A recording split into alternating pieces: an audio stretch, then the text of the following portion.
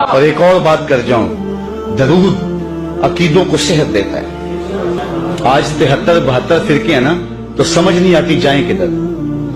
آدمی جو ہے وہ پریشان ہو جاتا ہے جب ہر بندے کی زبان پہ قرآن ہو، ہر بندے کی زبان پہ حدیث ہو، اور ہر بندہ اپنی جانب کھینچ رہا ہو۔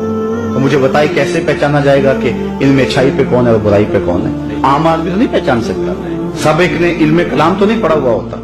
اگر بولنے والا بڑا چمکدار لہجے میں بولتا ہو، اس کی گفتگو میں جو ہے وہ لف و نشر ہو، تو پھر ہو سکتا ہے کہ وہ منہ بھی لے۔ اس لیے بندہ کیسے پہچان کر پائے کہ حق پہ کون ہے اور باطل پہ کون ہے؟ یہ بات حضرت امام زین العابدین سے کسی نے پوچھی۔ حضرت جب کثرت سے فرقے بن جائیں گے تو حق کو کیسے پہچانیں؟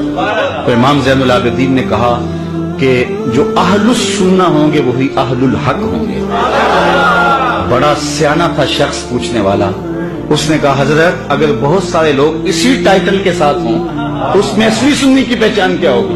تو سنو میرے امام نے کیا کہا، میں ترجمہ نہیں کروں گا، آپ علماء کو سن سن کے عربی کے اتنے تو ماہر ہو ہی گئے۔ حضرت امام زین العابدین نے کہا من علامات اہل السنہ کثرت الصلاۃ علی رسول اللہ،